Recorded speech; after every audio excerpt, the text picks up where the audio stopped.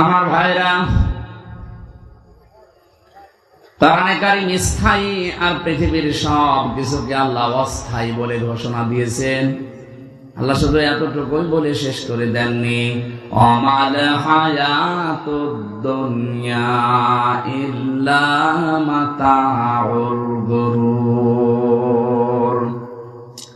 রব্বুল আলামিন বলেন, পৃথিবীর মানুষেরা দুনিয়ার জীবনটা কিন্তু খেল তামাশা, এটা ধোঁকা। এরা যে কত বড় ধোঁকায় আমাদেরকে ফেলে রেখেছে এখনো পর্যন্ত আমরা টের পাইনি। আপনি মনে করছেন না আমার সম্পদ ধোঁকা মানে হ্যাঁ, আপনার ছেলে মেয়ে ধোঁকা মানে হ্যাঁ, এটাও ধোঁকা। আপনার স্ত্রী ধোঁকা, মা বাবা পর্যন্ত ধোঁকা। পৃথিবীর এমন কোন জিনিস নবীজি এবং আল্লাহ বাদ দেয়নি যেটা ধোঁকা বলেনি, প্রত্যেকটাই ধোঁকা। এর বাস্তব প্রমাণ আপনাকে বলছে, 200 বছর আগে যে লোকটা এই রাজশাহী থেকে মারা গেছে, ও যদি এখন উঠে এসে ডাক্তার আব্দুল বারী সাহেবের 3 পুরুষ আগের লোক, ও যদি এখন এসে বলে এই বাড়ির মালিক আমি, এ জমি আমি কিনেছিলাম, এখানে আমার রাজত্ব চলবে, আমার মনে হয় আব্দুল বারী সাহেবও বাড়িতে উঠতে দেওয়া দূরের কথা, দূর দূর করে তাড়িয়ে দেবে। কিসের পরদাদা পরদাদা আপনি? আপনাকে আমি চিনি না। আপনার যদি জায়গা না থাকে, থাকার মসজিদের বারান্দা খোলা আছে, ওখানে থাকেন গা। কথা বলেন, এটা বলবে নাকি আমি বানাচ্ছি? এইটাই বাস্তব। 200 বছর আগে ওনার পূর্বপুরুষ যারা চলে গেছে, আমি তো 3 পুরুষের নাম জানি। আমার বাবা রিয়াজউদ্দিন, ওনার বাবা জাহান আলী, ওনার বাবা নুমাজউদ্দিন, এরপরে আমি জানি না। মানে 4 নাম্বার যিনি, উনি যদি এখন এসে, কি আমার নাম জানা নেই, মনে নেই, উনি যদি এসে বলে হামজা এই যে হালসা কুষ্টিয়ার এই ভিটাটা আমি কিনেছিলাম, এটা আমার বাড়ি, আমার মনে হয় আমার জীবন থাকতে ওনারে আমি উঠতে দেব না।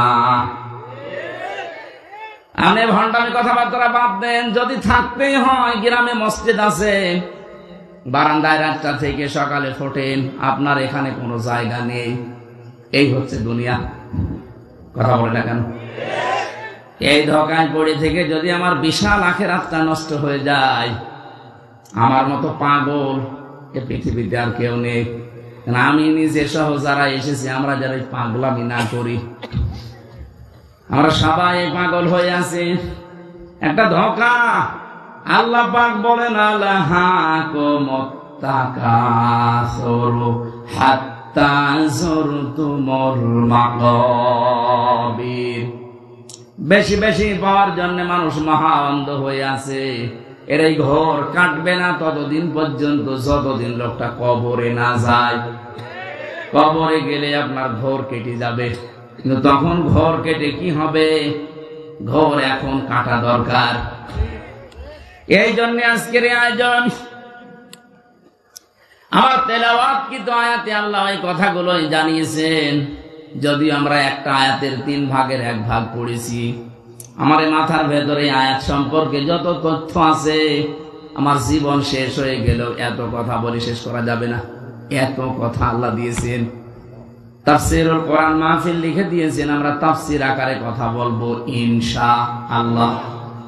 সুতরাং দুনিয়াতে যে যাবে আনন্দে আছে, আত্মহারা হয়ে আছে, থাক, আমি যেন পাগলামি না করি। কথা বলেন ঠিক কিনা? কারণ আমি যেটা পেয়েছি এটা আল্লাহর কাছে শ্রেষ্ঠ সম্পদ। এটার নাম কোরআন। এটার নাম কি? আরো জোরে বলেন। এই কোরআনে কারিমের 6236টা আয়াত আছে। এটা নির্ভরযোগ্য আর প্রসিদ্ধ। আমরা সবার মুখে মুখে যেটা শুনি 6666 না, এটা গণনা করে আপনি পাবেন না। 6236 এইটাই সত্য, এটা নির্ভরযোগ্য। রব্বুল আলামিন এতগুলো আয়াতের মাত্র একটা আয়াতের 3 ভাগের 1 ভাগে আমাদের আহ্বান জানিয়েছেন, ইয়া আইয়ুহাল্লাযীনা আমানু, ওহে যারা ঈমানের দাবি করো তাদেরকে বলছি, খুব মায়া মহব্বত নিয়ে তোমাদেরকে ডাক দিয়েছি। 850 কোটির উপরে মানুষ এখন দুনিয়ায়। সবচাইতে বেশি মানুষ বাস করে খ্রিস্টান ধর্মে। দ্বিতীয় নম্বরে আমরা আছি, 200 কোটি আমরা, আর 230 কোটি খ্রিস্টান, বাকি অন্যান্য জাতিরা আছে অল্প অল্প। 4,500 ধর্মের মানুষ এই দুনিয়ায় এখন বাস করছে। 4,500 কত?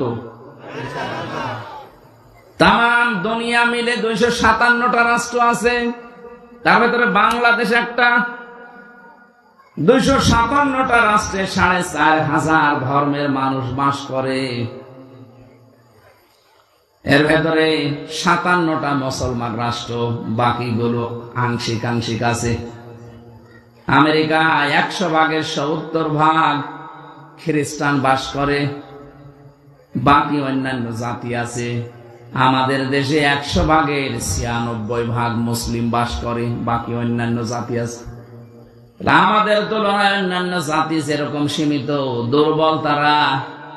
অন্যান্য দেশে যারা আমাদের অবস্থা, সিঙ্গাপুরে মাত্র 100 জনের 5 জন মুসলমান, বাকি 95 জন অমুসলিম। এতগুলো রাষ্ট্রের এতগুলো ভাষা, এতগুলো ধর্ম, আল্লাহ রাব্বুল আলামিন আমাদেরকে যেই ধর্মে, যেই নীতিতে, যেই দিনে, যেখানে প্রবেশ করতে জানিয়েছেন, 850 কোটির ভেতরে মাত্র 200 কোটিকে আল্লাহ এখানে সম্বোধন করেছেন। ইয়া আইয়ুহাল্লাযীনা আমানু, ওহে যারা ঈমানের দাবি করো। আল্লাহ খুব ভালোবেসে আমাদেরকে ডাক দিয়েছেন। আল্লাহর মুখ থেকে এই কথাটা পড়া কোরআনে 89 বার এসেছে। কতবার? 89 বার আল্লাহ আমাদেরকে এই নামে ডাক দিয়েছেন। তাহলে ঈমানদার, অন্যান্য যাদেরকে ডাক দিয়েছেন ইয়া আইয়ুহান নাস বলেছেন, কিন্তু শুধুমাত্র ঈমানদার যারা, তাদের ক্ষেত্রে এই শব্দটা আলাদা। যেহেতু এই শব্দ আলাদা, তাহলে বুঝতে হবে এর ভেতরে অনেক কিছু লুকিয়ে আছে। আমরা যারা এই 200 কোটি মুসলিম দাবি করি, ঈমান আছে দাবি করি, আসলে আমার ঈমান আছে কিনা এটা আমি কিভাবে টের পাবো? বড় জুব্বা আমার মতো গায়ে দিলে, সুন্দর টুপি মাথায় দিয়ে, হাতে তসবিহ নিয়ে, বুকের ভেতরে কোরআন নিয়ে, আমার ঈমান আছে না? নবীজিকে সাহাবী জিজ্ঞাসা করলেন, ইযা সাররাতকা হাসানাতুকা ওয়া সাআতকা সাজ্জিয়াতুকা ফাআনতা মুমিন। হে নবী, আপনি যে এটা বললেন যে ঈমানের পরিচয় এটা, ভালো কাজ যখন তোমাকে আনন্দ দেয় আর অন্যায় করলে ভেতর থেকে একটা বাধা আসে, তখন বুঝবা তোমার ঈমান আছে। রাজশাহীবাসী নিজের দিকে প্রশ্ন করে বলেন তো, ভালো কাজ শুনলে আপনার ভালো লাগে? অন্যায় কাজ দেখলে আপনার ভেতর থেকে একটা বাধা আসে? কই বাধা আসে? সারাদিন উলঙ্গ নাচ দেখছে বসে বসে, বাধা দূরের কথা, আরো আনন্দ লাগে। এরকম মানুষ নেই দেশে? এই যে বিড়ি যারা খান, যদিও আমাদের রাজশাহী, খুলনা, রংপুর এই বিভাগগুলোতে বিড়ির ফতোয়া আলাদা, এটা আবার চট্টগ্রাম, সিলেটের জন্য ফতোয়া আলাদা। ওদের ইমাম সাহেব বিড়ি খায়। হ্যাঁ, আমি সিলেটে নিচে দেখেছি ইমাম সাহেব বিড়ি খাওয়ার পরে ওযু না করে বিড়ি ফেরি দিয়ে আল্লাহু আকবার। কি গো, আমার মনে হয় সিলেটের ইমাম যদি রাজশাহী এসে ইমামতি না মসজিদ ঝাড়ও দেয়, বলবে বেটা আগে বের হ। এই জন্য এই ডিস্টেন্স যেহেতু আলাদা, এই দেশের ভেতরে মাসলা আলাদা। বিড়ি খাওয়া যদিও আমি উদ্বুদ্ধ করছি না, এটা খেলে সব চাইতে বেশি মানুষের যে লাঞ্চ নষ্ট হয়ে যায়। পৃথিবীতে একটাই খাবার আছে যার গায়ে লেখা থাকে যে আমি নিষিদ্ধ। কথা বলছেন, আমাকে খাইলেই মরবেন, এটা লেখা আছে না? সংবিধিবদ্ধ সতর্কীকরণ লেখা আছে যে আমাকে খেলে ক্যান্সার হবে। এরপরও কিছু ছাগল খায় এটা না, ছাগলও খায় না। আমি দেখেছি তামাক যেটা ছাগলও খায় না। পৃথিবীর একটাই মাত্র ক্ষেত মনে হয় আছে যে খেতে বেড়া দেওয়া লাগে না, কারণ ছাগলে খায় না, ও বেড়া দিয়ে করবেন কি? কথা বলে না কেন? ছাগলে যেটা খায় না, এই পাগল গুলো সেটা খায়। আশা কর যেটা ছেড়ে দেবে, এরপরও যদি না ছাড়েন, জেলখানার ভেতরে সব চাইতে বেশি চলে বিড়ি। ওখানে তো টাকা চলে না, বিড়ি টাকা ওদের। এক প্যাকেট বিড়ি দেবেন হয়তো 30 টাকা 45 টাকা এরকম দিয়ে দেবে। সিগারেট দিলে 100 টাকা 150 টাকা দিয়ে দেবে। টাকা তো না, ওই পরিমাণে মাল দেবে। ওগুলো নয় আটকা জীবন চার দেওয়ালের মাঝে, ওখানে ওটা চলে বলে নাই চলে। আমাদের সারা পৃথিবীতে আমরা যদি এটা না চালাই বাঁচতে পারবো না। আরে ভাই, আমি যেখানে চাকরি করি আকিস গ্রুপ, তারাই তো এটা বানায়। আপনাকে ছেড়ে দিতে বললে আমার তো চাকরি চলে যাওয়ার কথা, তারপরও বলছি ছেড়ে দেন সবাই। চাকরি থাকে থাক, না থাকে না থাক, আপনারা বাঁচেন। যতগুলো অপচয় হয় বিড়ির মাধ্যমে, শরীরের ক্ষতি, টাকার ক্ষতি, 22,500 কোটি টাকা একটা জরিপ দেখলাম, শুধু মানুষ ধোঁয়া দিয়ে উড়িয়ে দিচ্ছে। এই কাজটা আপনার মন ডেকে বলবে যেটা খারাপ, এরপরও অনেকে খায় আর বলে আমার টেনশন দূর করার জন্য। বিড়ি খেলে টেনশন আরো বাড়বে, কারণ জিনিসপত্র তো নষ্ট হয়ে যাচ্ছে। কথা বলে না কেন? এই জন্য আশা করছে এটা ছেড়ে দেবেন। আমার এইটা বলা উদ্দেশ্য না, আমি একটা টাচ দিলাম। ইমানদার আপনি আছেন কিনা বুঝবেন, ভালো কাজ আপনাকে আনন্দ দেবে। অন্যায় দেখলে আপনার ভেতর থেকে একটা বাধা আসবে, তাহলে বুঝবেন যে আপনি মুমিন। এখানে যাদের মোবাইলে এমন দৃশ্য আছে যেটা নিজে নিজে দেখলে খুব ভালো লাগে, আনন্দ লাগে, আর অন্য কেউ দেখলেই লজ্জায় পড়ে যান, এটা খারাপ কাজ কিনা বলেন তো? বলেন বলেন। এরকম যাদের আছে, যদি এই মুহূর্তে আপনি ওটা ডিলিট করে না ফেলেন, আর যদি সিদ্ধান্ত নেন যে না আমি এরকম কোনো কাজে আর যাব না, আপনার দাঁড়িয়ে থাকতে পারে, আপনি নামাজ পড়তে পারেন, কিন্তু আপনার ঈমান নেই। অন্যায় দেখলে যেটা বিবেকে মেনে নেয় না, ভেতর থেকে একটা বাধা আসবেই। কিন্তু 15.5 বছরে অন্যায় দেখার পরও দেখলাম অনেকের বাধা আসে নাই, আর আনন্দে করেছে।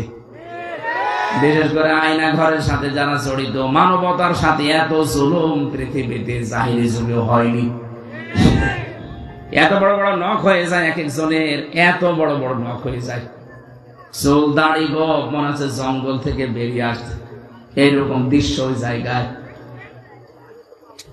ওখানে যারা দায়িত্বে ছিলেন, আমার মাঝে মাঝে মনে হতো আল্লাহ এদের কি মা বাবা নেই, ছেলে মেয়ে স্ত্রী নেই, এরা বাইরে যে সংসার করে কি করে?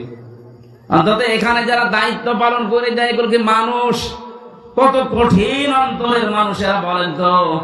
একটা মানুষকে 2 দিন 5 দিন না, 2 বছর 5 বছর 8 বছর 10 বছর 14 বছর একটা ঘরের ভেতরে তালাবদ্ধ করে রেখেছেন। ঘর মানে কি? কবর।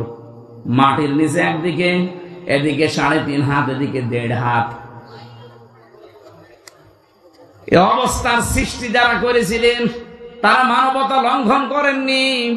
আলেমদের মাথায় দড়ি দিয়ে, পায়ে ডান্ডা বেড়ি দিয়ে, হাতে পেছনে আবার হ্যান্ডকাপ বেঁধে নিয়ে যেতেন আদালত, তখন মানবতা লঙ্ঘন হয়নি। আর এখন পলক সাহেবকে নাকি ডিভিশন দেয়নি, এই জন্য ওনার মানবতা লঙ্ঘন হচ্ছে। কোথায় ছিলেন আপনি উকিল সাহেব? আমার মতো হামসাকে 3টা বছর যোগাযোগ বিচ্ছিন্ন রেখেছিল জঙ্গিদের ভেতরে, 24 ঘন্টা তালাবদ্ধ করে রেখেছিল ফাঁসির ওই কন্ডেম ছেলে। কত কারারক্ষীকে দিয়ে খবর পাঠিয়েছিলাম, কই কোথায় ছিলেন আপনি? এখন মানবতা লঙ্ঘন হচ্ছে। উনি এমপি মানুষ, ওনারে দেয়নি ডিভিশন। কিসের এমপি?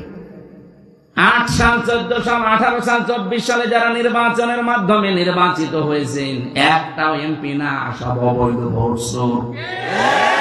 কে বলেছে আপনাকে এমপি? আসলে অবৈধ সন্তান এগুলো। তাছাড়া অবৈধ জিনিসকে আপনি বৈধ বলে চালিয়ে দিলেন তামাম দুনিয়ার কাছে, যারা নির্বাচিত হয়েছি। এত বড় মিথ্যা কথা বলেন কি করে বলেন? এই জন্য এই 4 বারে যারা এমপি হয়েছেন, এরা নির্বাচিত এমপি না, এরা সিলেকশনের এমপি।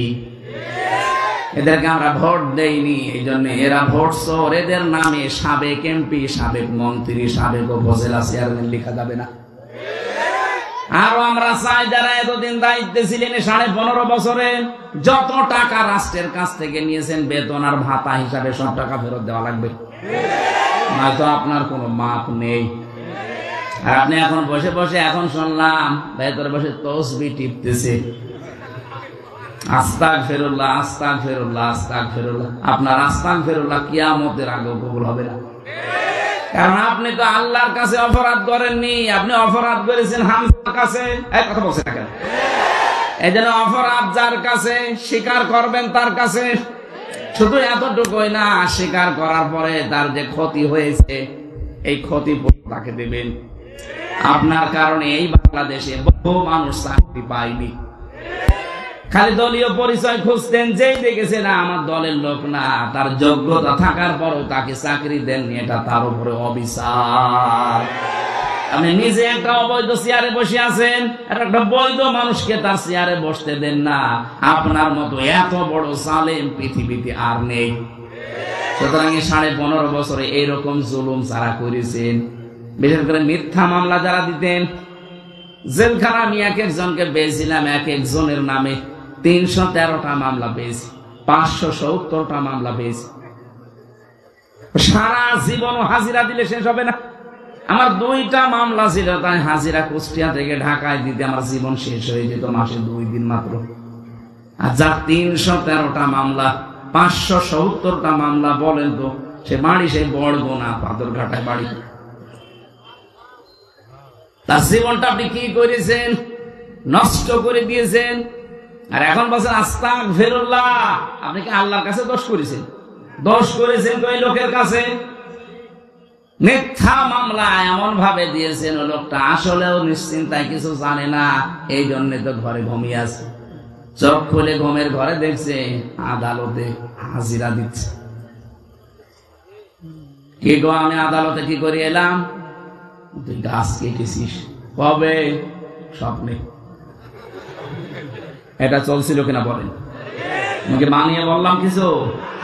আমারটা নিজেরটা দেখেন, আমারে ধরে নিয়ে আসলো বাড়ি থেকে, ভালো মানুষ, আমি খাবার খাচ্ছি ওই সময় নিয়ে আসলো, অথচ পরের দিন পেপারে দিল না ওনারে চোরাহাঁস থেকে নিয়েছে। ওরা মিথ্যা কথা। ওই থেকে যে শুরু হয়েছে একেবারে বের হওয়া পর্যন্ত পুরাটা মিথ্যা। মিথ্যার সাথে যারা জড়িত, আমার মামলার আয়ু থেকে একেবারে 2 বোন মিলে পালিয়েছে, ওই 2 জন সহ। যারা যারা জড়িত আমার একটাও মাফ করতে মনে চায় না, যতদিন আপনি আমার এই ক্ষতিপূরণ না দেবেন। গত কয়েকদিন আগে এক ওসি সাহেব এসেছিল, হুজুর মাফ করে দেন। মাফ করে দিলাম, টাকা ফেরত দেন। হ্যাঁ, আপনি টাকাগুলো ফেরত দিয়ে দেন, আমার অসুবিধা নেই মাফ করতে, আমি এখনই মাফ করে দেব। টাকা আনি না, না টাকা না আনলে হবে না। টাকা নিয়ে আনবেন না, মাফ করে দেবো। কি আর কে মারা জিনিস নাকি? আমার বাবার 32 লাখের উপরে টাকা গেছে এই 3.5 বছরে। ওই টাকাগুলো কই? আপনি আকিস গ্রুপের কাছ থেকে 35 লাখ টাকা নিয়েছেন, মালিক আমারে বলল। কয়েকদিন আগে আমি গিয়েছিলাম দেখা করার জন্য, বলছে হামসা আমার কাছে 35 লাখ চাইছে, আমি 32 লাখ অলরেডি দিয়ে দিয়েছি। এরপরও বলছে টাকা দেন, মনে হচ্ছে টাকা আমার কাছে পাই। কি করেছেন বলেন তো আপনি? এই মানবতা বিরোধী অপরাধ গুলো করার পরেও যাদের ভেতর থেকে অনুশোচনা আসে না, আরো আনন্দে থাকতেন, যে আগে কি সুন্দর দিন কাটাইতাম, এরকম গান বলে না? আপনার ঈমান নেই, আপনি হজ করেন আর দরবেশের মতো দাড়ি রাখেন, আপনি একটা বেঈমান। এখানে আপনার জন্য আজকের ওয়াজ না, আল্লাহ আমাদেরকে ডাক দিয়েছেন যাদের ঈমান আছে, যাদের ভালো কাজ দেখলে আনন্দ লাগে, অন্যায় দেখলে ভেতর থেকে একটা বাধা আসে, একটা প্রতিবন্ধকতা সৃষ্টি হয়। আমি জানি এরকম মানুষ এখানে আছে। এদেরকে আল্লাহ ডাক দিয়ে বলেন, উদখুলু ফিস-সিলমি কাফা, তোমরা প্রবেশ করো ইসলামে পরিপূর্ণভাবে। এখানে আমার আলেম যদি থাকে, প্রশ্ন হচ্ছে সিনের ওপরে জবর দিয়ে যদি আপনি পড়েন তাহলে সালমন হয়। সালমন মানে শান্তি, সালমন মানে শান্তি। সিনের নিচে জের দিয়ে পড়লে হয় সিলমন, সিলমন মানে ইসলাম। সিলমন মানে কি? ইসলাম। আল্লাহ কিন্তু ডাক দিয়েছেন ইমানদারেরা তোমরা শান্তিতে প্রবেশ করো, না ইসলামে না, না এখানে শান্তিতে। সালমন তো আল্লাহ দেয়নি, সিলমন দিয়েছেন। আল্লাহ আমাদেরকে ডাক দিয়েছেন তোমরা ইমানদার যারা ইসলামে প্রবেশ করো।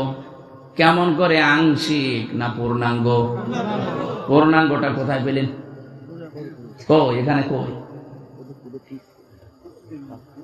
এই যে কাফা, কাফা মানে পরিপূর্ণভাবে, অর্ধেক ঢুকবেন অর্ধেক ঢুকবেন না, হবে না। পরিপূর্ণভাবে ইসলামে আপনাকে প্রবেশ করা লাগবে। এখন আমার প্রশ্ন, আমি যে ইসলামে পরিপূর্ণ প্রবেশ করেছি, আমি কিভাবে টের পাবো? আমার টের পাওয়া লাগবে না? আমার তো বোঝা লাগবে যে আমি ইসলামে আল্লাহর এই কথা শোনার পরে পরিপূর্ণভাবে প্রবেশ করেছি। আমি যতগুলো তাফসীর মিলিয়েছি, মুফাসসিরিন ইকরাম বলেন, তুমি যদি দেখো তোমার এই প্র্যাকটিক্যাল লাইফে জীবদ্দশায় 5টা কাজ তোমার ভেতরে পাওয়া যাচ্ছে, তাহলে বুঝবা যে আমি ইসলামে পরিপূর্ণ প্রবেশ করেছি। এখন আপনি নিজের সাথে মিলাবেন, দেখবেন এই 5টা কাজ আপনার জীবনে আছে কিনা। 1 নম্বরে আনুগত্য, আত্মসমর্পণ। রব্বুল আলামিন বলেন আত্মসমর্পণকারী হওয়া লাগবে তোমাকে।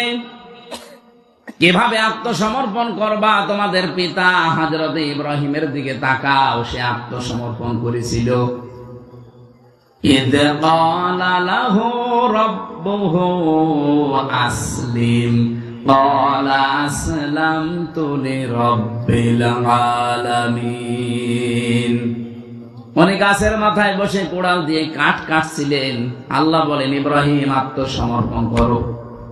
উনি বললেন আল্লাহ এখানে বসে গাছের মাথায় কি করে? বলে খাতনা করো। ওই জায়গায় বসে তিনি খাতনা করলেন কোড়াল দিয়ে, আর বললেন আসলামতু লিরাব্বিল আলামিন।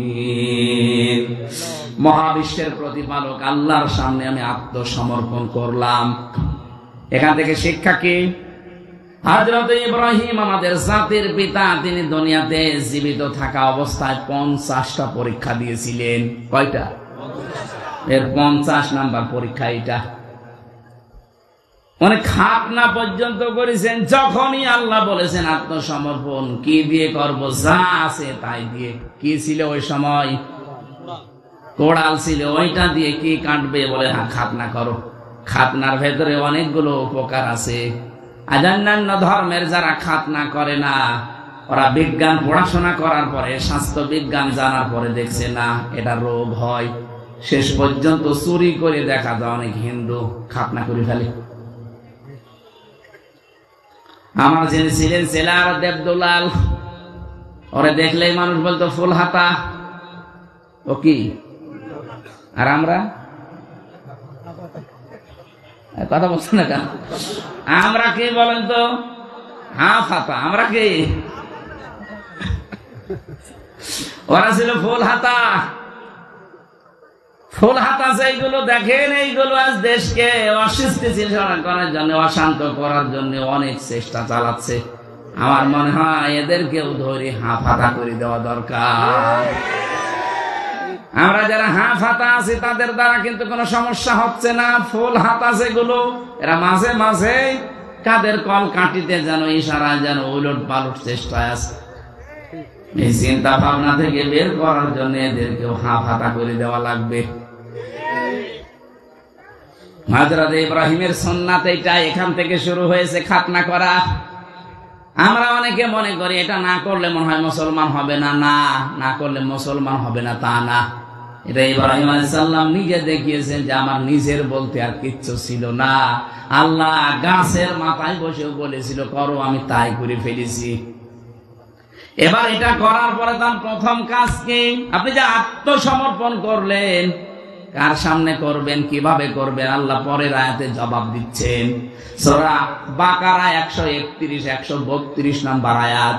ওয়াসাসা বিহা ইব্রাহিম বানিহি ওয়া ইয়াকুব ইয়া বানিয়া ইন্নাল্লাহা আসতাফা লাকুমুদ্দীনা ফালা তামুতুন্না ইল্লা ওয়া আনতুম মুসলিমুন।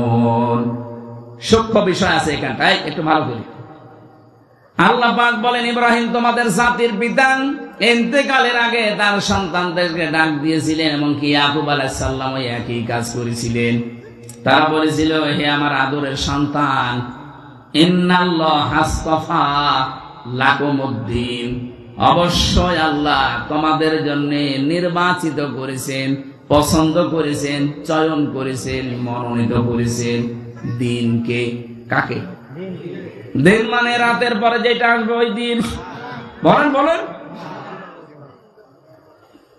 দিন কি? আল্লাহ নিজে পরিচয় দিয়েছেন কোন দিন জানো? ইন্নাদ-দীনা ইনদাল্লাহিল ইসলাম। অবশ্যই আমি আল্লাহর কাছে মনোনীত একটা দিন আছে, তার নাম আরো জোরে বলেন। এটা ছাড়া কোন দিন আমার কাছে গ্রহণযোগ্য না। আমাইয়াবতাগি গায়রাল ইসলাম দীনান ফালা ইউকবালা মিন।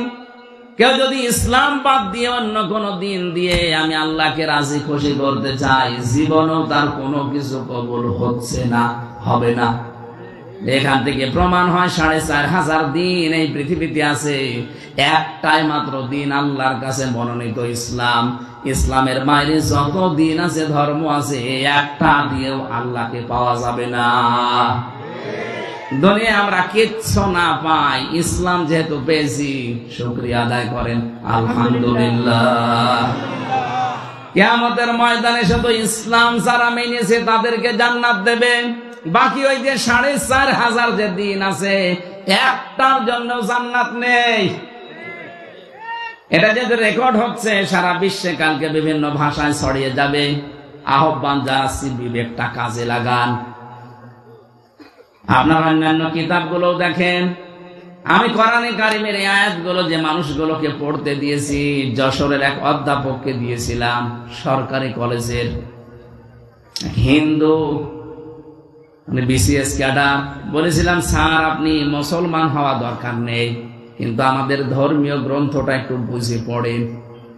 3 মাস পরে দেখে উনি নিজেই মুসলমান হয়ে গেছে। সারা বিশ্বের অমুসলিম যারা আছেন, যে ধর্মের হোক, সে খ্রিস্টান হতে পারে, ইহুদি হতে পারে, হিন্দু হতে পারে, বৌদ্ধ হতে পারে, আপনাকে আহ্বান জানাচ্ছে, আমি মুসলমান হতে জবরদস্তি করি না, জোরও করি না, কিন্তু আমাদের ধর্মীয় গ্রন্থটা একটু পড়েন, একটু বুঝে পড়েন। টনি বেলেয়ারের শালিকা লরেন বোথ 3 বছরে কোরআনে কারিমকে অধ্যয়ন করার পর শেষ পর্যন্ত মুসলমান হয়ে গেছে। দিন এই পৃথিবীতে কয়টা বলেন তো? মনোনীত কয়টা? এবার আসেন তো এই দিন, এই যে কবরে যাবার পরে আপনি যে বলবেন মা দিন ও কা, তোমার দিন কি? না, একবারে আপনি বলতে পারবেন না দিন ও নাল ইসলাম। এই যে দিন ও নাল ইসলাম, আমার দিন ইসলাম, এটা বলতে হলে দুনিয়াতে মাস্ট বি 5টা কাজ আপনাকে করাই লাগবে। না হলে কবরে যে প্রশ্নের দ্বিতীয় প্রশ্ন, এটা আপনি ধরা খেয়ে যাবেন। 1 নম্বরে দিন মানে জীবন ব্যবস্থা, রাষ্ট্রীয় আইন, যেটা এটা আমরা না বুঝলেও ফেরাউন বুঝেছিল। ফেরাউন ডাক দিয়েছে ওই সময়, এটা সূরা মুমিনে আছে, সূরা গাফির বলা হয়। 26 নম্বর আয়াতে আল্লাহ জানিয়েছেন, وقال فرعون ذروني أقتل موسى وليدع ربه إني أخاف أن يبدل دينكم إلى آخر الآية। ফেরাউন ডাক দিয়েছে, আমাকে ছেড়ে দাও, আমি মূসাকে হত্যা করব, সে তার রবকে ডাকুক। আমি ভয় পাচ্ছি, আশঙ্কা করছি সে আমার দিনকে পাল্টিয়ে দেবে। এখানে দিন মানে রাষ্ট্রীয় আইন। দিন মানে কি? ফেরাউন বুঝলো দিন মানে রাষ্ট্রীয় আইন, আর আমরা মুসলমান এখন পর্যন্ত দিন মানে যে রাষ্ট্রের আইন, এটা মানতে চাই না।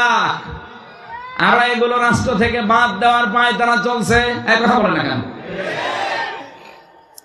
দিন মানে রাষ্ট্রীয় আইন, এটা যতদিন পর্যন্ত বাংলাদেশে কায়েম না হবে, ন্যায় বিচারের নাম শুনবেন, ন্যায় বিচার দেখতে পাবেন না।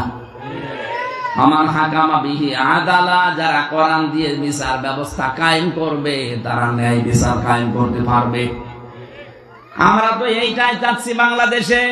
শুধু মুখে বলি উড়িয়ে মানুষকে ধোঁকা দিয়ে বোকা বানিয়ে রাখবো না।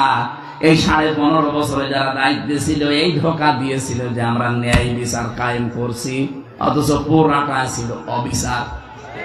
এক কথা বলেন, আর বিবেক যদি থাকে বলেন তো, এই 15 বছরে কোন ন্যায় বিচার কেউ পেয়েছে?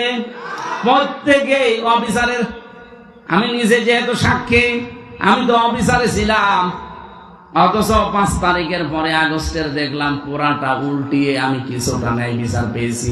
আমার শুধু মামলা থেকে অব্যাহতি দেয়নি, শুধু জামিন দিয়ে শেষ করেনি, বলেছে একেবারে ঢিসমিস করে দিলাম।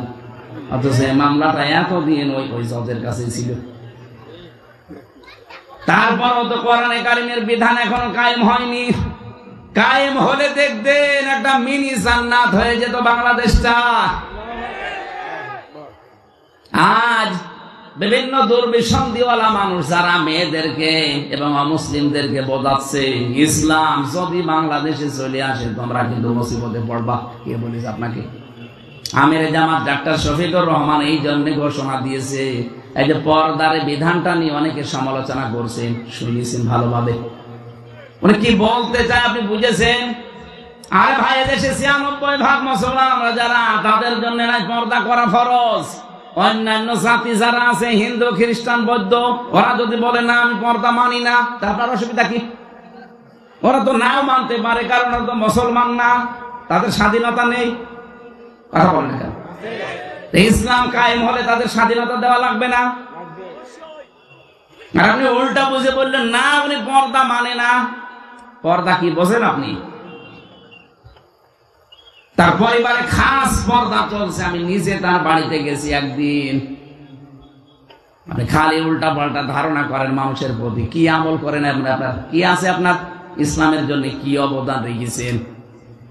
তাদের যে তাকওয়া, তাদের যে ইখলাস, আল্লাহর উপরে তাদের যে ভরসা, 100 ভাগের 1 ভাগও আপনার নেই। আল্লাহ এমনিতে ওই পর্যায়ে মানুষকে নিয়ে যায় না। তার ইবাদতের মাত্রা আপনি জানেন না। আপনি কি 5 ওয়াক্ত নামাজও তো আপনি পড়েন না, ফতোয়া দেন। তার 5 ওয়াক্ত নামাজ না, তাহাজ্জুদও মিস যায় না। আন্দাজে এক তহমত তার উপরে লাগিয়ে দিলেই হবে। যদি কেউ কোনো অপরাধ না করে, ওই অপরাধ যদি তার উপরে কেউ চাপিয়ে দেয়, যতদিন আপনি ওই অপরাধ না করবেন ততদিন আপনার মরণ হবে না। এই জন্য সাবধান, আন্দাজে কোনো দোষ কাউকে দেবেন না। আর মনের ব্যাপার আপনি জানেন, সে কি সেন্সে কে উদ্দেশ্য নিয়ে এটা বলেছে। আরে ভাই, আন্তর্জাতিক বিষয়গুলো তো দেখা লাগবে। যে সাংবাদিক দীপ্তি, এটা হিন্দু, কথা বলুন, হিন্দু মেয়ে লোক, সে প্রশ্ন করছে আপনারা যদি ক্ষমতায় যেতে পারেন, ইসলাম যদি এদেশে যায়, তাহলে অমুসলিম যারা পর্দা করে না মেয়েরা, তাদের কি হবে? ওই সমাজ যদি বলা হয় না তাদেরকে আমরা পিটিয়ে পর্দা করাবো, ওটা সারা দুনিয়ায় ছড়াবে না। আরে বাংলাদেশের মুসলমান নাই মেনে নিলেও অন্যান্য দেশে যারা অমুসলিম আছে, 257টা রাষ্ট্র, আপনি জানেন কি চাল পেতে আছে তারা? এমনি তো ওই 2 বংশেই তো বসে নেই। ওরা সারা পৃথিবীর সিম্পিতি পাওয়ার জন্য এখন মিথ্যা কথা ছড়াচ্ছে যে আমরা নির্বাচিত ছিলাম, আমাদেরকে উৎখাত করা হয়েছে। এটা ডাহা মিথ্যা কথা। আরে ভাই, নির্বাচিত হয় মানুষ যে মাধ্যমে, তার নাম নির্বাচন। নির্বাচনই তো 15.5 বছরে হয়নি, আপনি কি করে নির্বাচিত হইলেন? একটা হাজি মানুষ এত ডাহা মিথ্যা কথা বলে কি করে? দেখলেন, ওর নাম শুনলে মানুষ এখন 5ই বলছে। তাহলে আমি যে এত টাকা দিয়ে হজ করলাম, আমি কোথায় যাব? এই কারণেই তো বলছি, আমার গায়েও লাগছে। আপনি এমন মিথ্যা আর বলবেন না যেন আপনার কারণে আমরাও দোষী হয়ে যাই। দরকার হাজি নামটা কেটে দিন। কথা বলেন, আপনি আবার যদি আসতে পারেন, আবার ওই ভুল ধরবেন। বিশাল এক পট্টি মাথায় দিয়ে, হাতে তসবিহ নিয়ে হাজি নামটা ব্যবহার করে বলবেন আমি উমরা করে আসলাম। আপনারা এবারের মতো আমার সুযোগ দেন। এই ডাহা মিথ্যা কথা এদেশের মানুষ বহুদিন প্রতারিত হয়েছে, এখন আর হবে না। নবীজির হাদিস মনে রাখবেন, লা ইউফলিহা কওমুন আলাউ আমরাহুম ইমরাতুন, বুখারী শরীফের হাদিস। নবীজি বলেন, ওই জাতি কখনো সফল হচ্ছে না, হবে না, যে জাতির নেতৃত্বে কোনো মহিলা বসে আছে। এই জন্য 53 বছর নেতৃত্ব যারা দিচ্ছে, আর আমাদের কপাল পুড়িয়ে গেছে, নষ্ট হয়ে গেছে। আমরা এমন মানুষকে সামনে নিয়ে নেতৃত্বে বসিয়েছি যে মানুষ নেতৃত্বে যাওয়ায় জায়েজ নেই। সুতরাং আমরা সাবধান হব, কোনদিন যেন আমাদের এই দেশে কিয়ামতের আগে কোন মহিলা নেতা হতে না পারে। পুরুষ মানুষ আসুক, সে চাচা এরশাদের মতো হোক, তাও ভালো। কথা বলছেন এখন, দরকার সকালে এক কথা বলবে, বিকালে এক কথা বলবে, তারপরও ভালো। মেয়ে লোক আসতে পারবে না। আপনি তাকান না কেন আমেরিকার দিকে, জাতে মাতাল হলো তাহলে ঠিক আছে। আজ পর্যন্ত তারা কোন মহিলাকে চেয়ারে বসায়নি। এক কথা বলছেন না, অথচ নারী অধিকার নিয়ে তারা দেখেন মুখ ফাটাচ্ছে, বুক ফাটাচ্ছে। কমলা হ্যারিস কি মহিলা? তারে দেয়নি, দিয়েছে ট্রাম্প। সে যাই হোক তারে দেবে, সে পুরুষ মানুষ। কথা বলছেন এখন, আমরা তো এই পাগলামি এখনো পর্যন্ত সারতে পারি না। এখন মনে হয় সারবে। সামনে কোন মহিলা আসতে পারবে না এই দেশে। আপনি যদি আমেরিকার নীতি নিয়ে চলতে চান তো সেটা করেন না কেন? তারা যেমন মহিলাকে সামনে রাখে না, আপনিও রাখতে পারবেন না। আমরা চাই যারা রাজনীতি করছেন, আপনি আপনার দলকে বলেন যে ভাই আমি রাজনীতি করছি, করব, কিন্তু মেয়ে লোক যেন সামনে না আসে। লা ইউফলিহা কওমুন ওয়ালাউ আমরাহুম ইমরাতুন। কখনো ওই জাতি সফল হচ্ছে না, হবে না। নবীজি গ্যারান্টি দিচ্ছে কোনদিন মিথ্যা হতে পারে না। আমরা কার ভরসায় আছি? উনি এখনো পর্যন্ত যদি বলে আমি আসতেছি, লিস্ট করে রাখো, আপনি আসবেন কি করে? আপনাকে তো চেয়ারে বসানো যায়নি। কথা বলে না কেন? আমি এটা বলতাম না, বলছি এই কারণে, মিথ্যা কিছু তথ্য ফেসবুকে মানুষ ছড়িয়ে বিভ্রান্ত ছড়াচ্ছে। গত পরশুদিন আমি ছিলাম সে মৌলভীবাজার, ওখানকার এসপি সাহেব আমাকে বলছিলেন যে কথাটা মানুষকে জানাবেন, ফেসবুকের কোন তথ্য নিয়ে মানুষ যেন আন্দাজে উন্মাদনায় না ভোগে। এটার দ্বারা বিশৃঙ্খলা তৈরি করেছে মানুষ এই মিথ্যা তথ্য দিয়ে। এগুলো অধিকাংশ ছড়াচ্ছে বাইরের এই দাদা বাবুদের দেশে কিছু মানুষ আছে। তারা কয়েকদিন আগে সিঙ্গাপুরে, মালয়েশিয়া আছে হোটেলে, যেখানে উঠি দেখি আল্লাহর ওলি বেরিয়ে আসছে। কি গো, দোয়া করেন। 5 তারিখের আগে ওরা পালিয়ে ওখানে বসে আছে। যে হোটেলে গেছি দেখি 2-4 জন আল্লাহর ওলি আছে। কি করবে এখন? 3 মাস 4 দিন হয়ে গেল, কোল কিনারা পারছে না। এখন ফেসবুকের মাধ্যমে ওরা বাইরে থেকে এই বিভ্রান্ত গুলো ছড়াচ্ছে, যেন মানুষ উশৃঙ্খল হয়ে দেশে একটা হট্টগোল বাঁধিয়ে দেয়, আর বহির্বিশ্ব যেন দেখে যে না, আগেই ভালো ছিল। যেন আমরা শক্ত হাতে এটা দমন করতে চাই। ফেসবুকের কোন কথা বিশ্বাস করে ওখানে পা দিয়ে আপনি বিশৃঙ্খলা করলে আপনি নিজের পায়ে নিজে কোড়াল মারবেন। পৃথিবীর ইতিহাস কি বলে? আজ পর্যন্ত কোন পলাতক যারা পালিয়েছে ওরা ফিরে এসেছে আপনি একটা দেখান তো। চেঙ্গিস খান, হিটলার, এই যে 850 বছর আগে যিনি পালিয়েছে লক্ষণ সেন, কই ফিরে আর আসেনি, কবর চলে গেছে। তাকে পুড়িয়ে ফেলেছে। যেহেতু অন্য ধর্মের মুসলমান দাবি করে যদি আপনি পালিয়ে যেয়ে থাকেন, আপনিও বিশ্বাস করতে পারেন ফিরে আসা এই পৃথিবীতে সম্ভব না, তাহলে ইতিহাস পাল্টিয়ে যাবে। পলাতকরা কোনদিন ফিরে আসে না, কারণ জানি যে আমরা অপরাধী। হেলিকপ্টারে আসার সময় আমি পাইলটকে বলছিলাম, এই যে আপনি দরজাটা লাগিয়ে দিলেন, হুক মাত্র, হুকটা একটু ছুটে গেলেই তো নিচে পড়ে যাবে।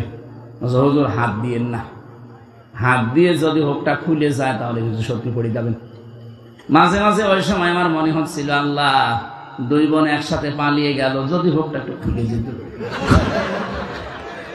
একটু হুক খুলে গেলে হয়তো বাংলাদেশের যে কোনো এক জায়গায় পড়ে যেত।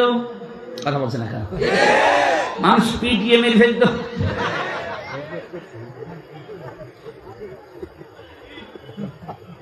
এবার প্রশ্ন আসতে পারে, নবীজি পালিয়ে গেল, উনি আবার ফিরে আসলো, এটা কি হবে? হ্যাঁ, এবার শোনেন সূরা কসস 85 নম্বর আয়াত।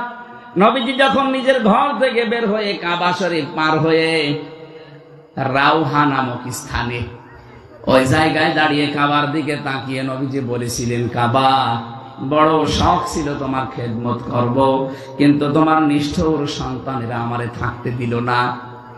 তখন আল্লাহ একটা আয়াত নাযিল করেছেন, সূরা কসস 20 নম্বর পারা 15 নম্বর পৃষ্ঠার 1ম নম্বর লাইনের 85 নম্বর আয়াত। ভালো করে শুনবেন, এখানে 2টা তথ্য আছে।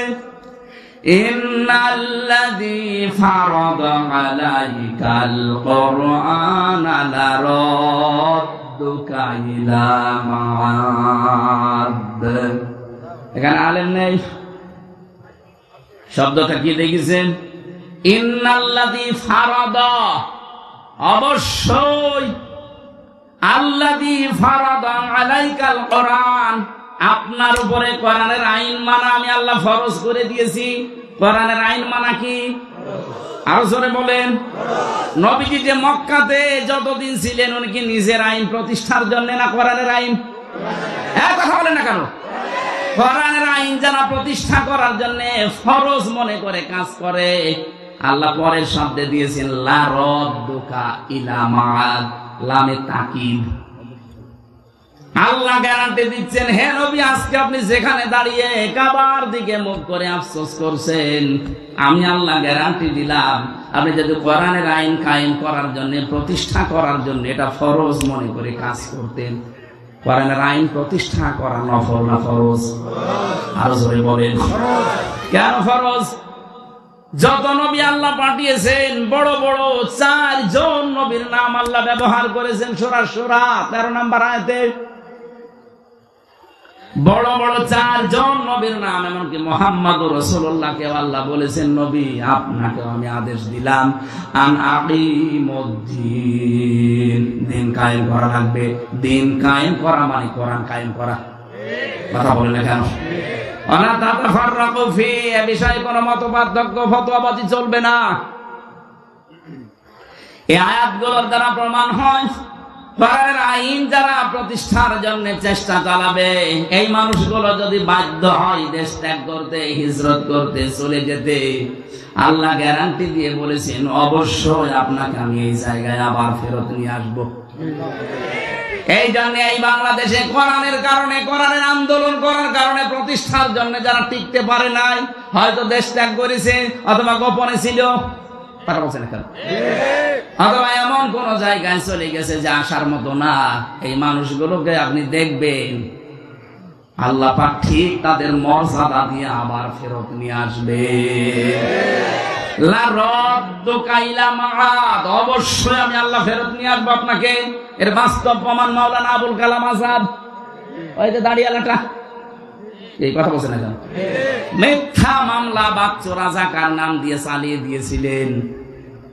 যারা বন্দী অবস্থায় ছিল কোরআনের কারণে, এদেরকে আল্লাহ জনগণের কাছে ফিরিয়ে দিতেন, আপনারা যদি ঔষধ দিয়ে মেরে না ফেলতেন। কোরআনের পাখি যদি সত্যি আর একটা বছর হায়াত পেত, আমি যদি ঔষধ দিয়ে, ইনজেকশন দিয়ে মেরে না ফেলতেন, আমি তো তার সাথে ছিলাম, একদিনের জন্য হলেও দেখা হয়েছিল আমার। যদি সত্যি আপনারা এই মিথ্যা ধোঁকাবাজি করে তারে বললেন চলেন আপনাকে হাসপাতালে নিয়ে যাব, হাসপাতালে নিয়ে যাব কি বলেছিলেন? জেলার পরের দিন আমাদেরকে বলেছে ওনার অসুস্থ, হাসপাতালে নিয়ে গেছে, অথচ উনি নিজে জানে না যে উনি অসুস্থ। কি কায়দা দেখেছেন? বলছে আপনি অসুস্থ, আপনাকে হাসপাতালে নিয়ে যাব। উনি বলছে কই আমি তো ভালো আছি। বলছে না, আপনি অসুস্থ। চাচা এরশাদকে নাকি নির্বাচনের আগে ধরে নিয়ে বলছে আপনি অসুস্থ, চলেন হাসপাতালে। বলছে কই আমি ভালো আছি। বলছে না, আপনি অসুস্থ। কোরআনের পাখিকে ঠিক এইভাবে ধোঁকা দিয়ে বলেছে আপনি অসুস্থ, চলেন, আপনাকে অসুস্থ সুস্থ করে আপনাকে ছেড়ে দেওয়া হবে। পরিবারস্থ লোক বাইরে অপেক্ষা করছে, এই জন্য উনি হাসিটা দিয়েছিলেন। উনি মনে করেছেন আমি তো বাইরে চলে যাচ্ছি, আমার পরিবারের লোক, আমার দলের লোক, আমার দেশের লোকের সাথে দেখা হবে। তো শয়তানরা যে ফাঁক বেঁধে রেখেছিল, ইনজেকশন দিয়ে ওনারে বিদায় করে দিলেন, নয়তো আল্লাহ অবশ্যই কোরআনের এই ময়দানে তাকে আবার ফিরিয়ে নিয়ে আসতে। এই জন্য হিজরত যারা কোরআনের বিরুদ্ধে অবস্থান নিয়ে করে, যারা পালিয়ে যায়, তাদেরকে আর ফিরিয়ে আসার গ্যারান্টি আল্লাহ দেয়নি। কিন্তু কোরআনের কারণে কেউ যদি টিকতে না পারে, ওরা যদি হিজরত করে, পালিয়ে যায়, দেশ ছেড়ে চলে যায়, বন্দী অবস্থায় থাকে, মাস্ট বি আল্লাহ তাদেরকে ফিরিয়ে আনবে। হায়াত যদি শেষ হয়ে যায় সেটা আলাদা কথা। নবীজির যেহেতু হায়াত শেষ হয়নি, 13 বছর অত্যাচারিত হওয়ার পরে বিদায় নিয়েছিলেন হিজরত করে, কিন্তু আল্লাহ আবার সসম্মানে 10 বছর মদিনার রাষ্ট্র প্রধান করে নিয়ে এসেছেন। বলেন তারে যদি 13 বছর অত্যাচারের পরে 10 বছর রাষ্ট্র ক্ষমতা দিতে পারে, আমরা 15 বছরের অধিক নির্যাতিত, দেশটার ভেতরে জেলখানার মতো ছিলাম আমরা প্রত্যেকেই। আমাদের তো আর মনে হচ্ছে 2 বছর বেশি হয়ে গেছে। আল্লাহ আমাদেরকেও 10 বছরের জন্য দেশটা হাতে তুলে দাও। নবীজিকে যদি দিতে পারে, নবীর উম্মত যারা, তাদেরকে আল্লাহ দেবে না? বলেন। দুর্বল যাদেরকে করে রাখার চেষ্টা করা হয়, আল্লাহর গ্যারান্টি তাদেরকে জমিনের ওয়ারিস আল্লাহ বানিয়ে দেয়। সূরা কসসের 5 নম্বর আয়াতে আছে, অনুরিদু আন্নামুন্না আলাল্লাযীনা ইসতাযিফু ফিল আরদ ওয়া নাজআলাহুম আইম্মাতাও ওয়া নাজআলাহুমুল ওয়ারিসিন। ফেরাউন যে দলটাকে কোণঠাসা করে রেখেছিল, দুর্বল করে রেখেছিল, অপমান অপদস্থ করত, আমি আল্লাহ ইচ্ছা করলাম ওই দলটার উপর একটু অনুগ্রহ করি। আমি আল্লাহ এমন অনুগ্রহ করেছি, আমি জমিনের শাসন ক্ষমতা তাদেরকে নেতা বানিয়ে দিয়েছি, এবং ওই জমিনের মালিক আমি আল্লাহ উত্তরাধিকারী বানিয়ে দিয়েছি। এরা যদি আল্লাহ হাজার হাজার বছর আগে করতে পারে, ওনার শক্তি এখন আর নেই? বলেন। উনি আমাদেরকে দেখাবে। আমরা 100 ভাগ বিশ্বাস করি। কেন দেখাবে? অনুমাক্কিনা লাহুম ফিল আরদ, জমিনে আমাদেরকে আল্লাহ ক্ষমতা দেবেন। ও নুরিয়া ফিরআউনা ওয়া হামান ওয়া জুনুদাহুমা মিনহুম মা কানু ইয়াহজারুন। আল্লাহ বলেন, ফিরআউন, হামান এবং তার সৈন্যদেরকে আমি দেখাতে চাই, যারা সবচাইতে বেশি ভয় করত মুসার দলকে, তাদেরকে আমি ক্ষমতা দিয়ে দিয়েছি। 53 বছরে সবচাইতে বেশি প্রত্যেক জালেম এবং মুনাফিকরা ভয় পায়, না জানি যাদেরকে বেশি কোণঠাসা করে রাখলাম তারা আবার ক্ষমতায় চলে আসে কিনা। আল্লাহ পাক মনে হচ্ছে আমাদের উপরে এখন মনন করেছে। আগস্টের 5 তারিখের আগে আপনি জরিপ দেখেছেন, মাত্র 100 জনের 15 জন মানুষ চাইতো দেশে ইসলাম কায়েম হোক। 3 মাস 4 দিনের ব্যবধানে গতকালকের জরিপ দেখেছেন, 100 জনের 58 জন মানুষ এখন চাচ্ছে দেশে ইসলাম কায়েম হোক। আয়াতগুলো আমার মনে হচ্ছে বিশ্বাস যে আল্লাহ দেখাবে। কথা বলে না কেন? আরে ভাই, মানুষের অন্তর তো আল্লাহর কুদরতি হাতে, উনি শুধু ঘুরিয়ে দেবে। পারবে না উনি? এই জন্য এই মনোনীত দিন আল্লাহর কাছে ইসলাম, এটার ভেতরে আমরা যারা আছি, আপনি মনে করবেন যদি ইসলাম মানতে পারেন, তাহলে ইসলামের ভেতরে আপনি প্রবেশ করেছেন আল্লাহর কথা অনুযায়ী। আনুগত্য, আত্মসমর্পণ, এটা 1 নম্বরে আপনার ভেতরে পাওয়া যাবে। 2 নম্বরে ইখলাস পাওয়া যাবে। কি পাওয়া যাবে? প্রত্যেকটা কাজে আল্লাহর জন্য, মানুষ দেখানোর জন্য না। 3 নম্বরে বিশুদ্ধ আকীদা তৈরি হবে আপনার। যদিও বাংলাদেশ সহ বিশ্বে, বিশেষ করে বাংলাদেশ, ভারত, পাকিস্তান, এই 3টা দেশে জামাতে ইসলামী নেই। বলেন, এই 3টা দেশে আমি গেছি, দেখেছি এই মুসলিম দলটার উপরে কিছু আলেম নামধারী, আমি আলেম তাদের বলি না, কারণ তারা এদের বইগুলো পুরাটা পড়ে না, আন্দাজে ফতোয়া দেয়। এই মাজলুম দলটার উপরে আকীদার প্রশ্ন তুলে একটা বিভ্রান্তি ছড়ায় মানুষের মাঝে যে এদের আকীদা ঠিক নেই।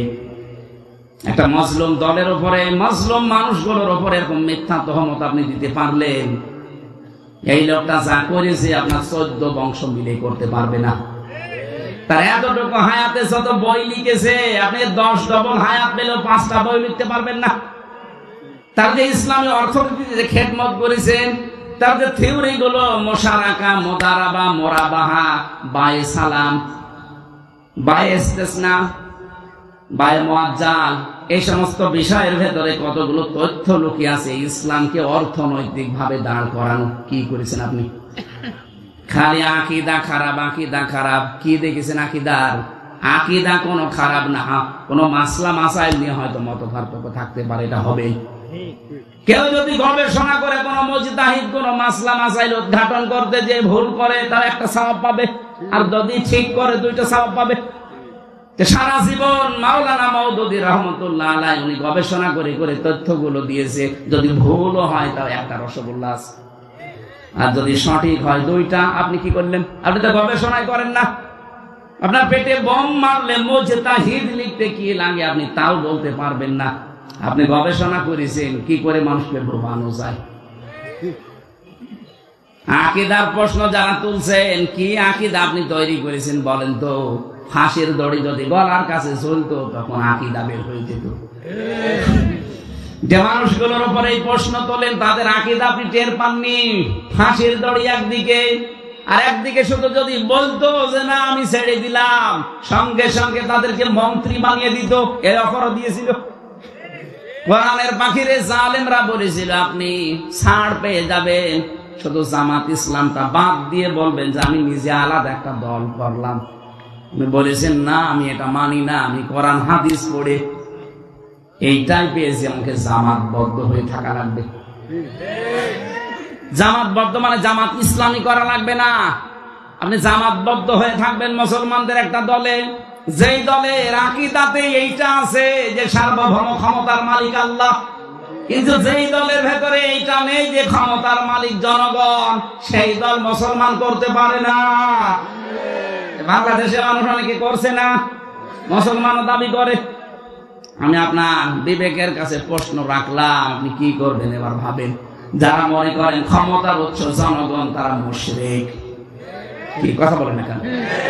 আন্নাল কুওয়াতা লিল্লাহি জামিআ আয়াত অনুযায়ী তাহলে ইসলামে আমি পরিপূর্ণ প্রবেশ করেছি। এর 3 নাম্বার আলামত হচ্ছে আমার আকীদা বিশুদ্ধ হওয়া লাগবে।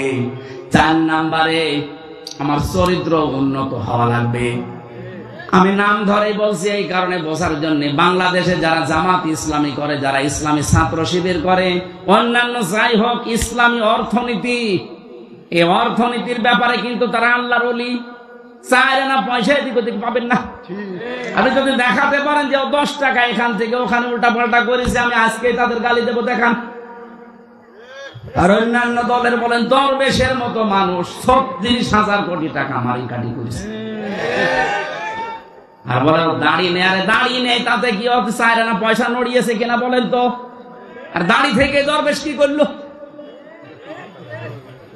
7টা ব্যাংক থেকে 36,000 কোটি টাকা সরিয়েছে। বাংলাদেশে 2 প্রকার চোর পাওয়া যায়, একটা সিসকে চোর আর একটা জাইদ্রেল চোর। এই ডিম মিল যারা চুরি করে, মুরগি চুরি করে, আলু পটল, এগুলো সিসকে চোর। আর এই যে ব্যাংক ডাকাতি করে যারা, শেয়ার বাজার লুট করে যারা বেগম পাড়া বানায়, সাহেব পাড়া বানায়, এই মানুষগুলো সিসকে চোর না জাইদ্রেল চোর? হাত কাটার কথা কি সিসরে চোর না জাইদ্রেল চোর?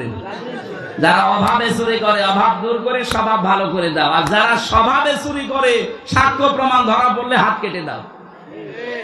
এটা যদি আজকে সত্যিই কোরআনের বিধানটা থাকতো, সূরা মায়েদার 38 নম্বর আয়াতটা বাংলাদেশে যে কয়টা ধরা পড়েছে, একটা হাত এখানে থাকার কথা না, সব ঝুলে থাকতো। এক কথা বলেন না কেন? বাংলাদেশ চোর মুক্ত হয়ে যেত এমনি।